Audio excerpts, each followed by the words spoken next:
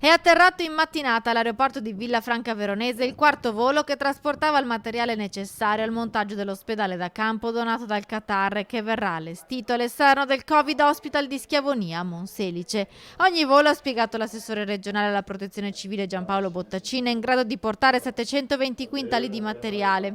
Nel frattempo, nei giorni scorsi, la protezione civile ha già iniziato la fase preparatoria all'allestimento. Oggi ci sono due squadre in parallelo, una che inizia il montaggio del blocco più grande, quello da 3200 metri quadri, il blocco centrale, e in parallelo c'è una squadra un po' più piccola che inizia il montaggio di uno dei due blocchi da 600 metri quadri.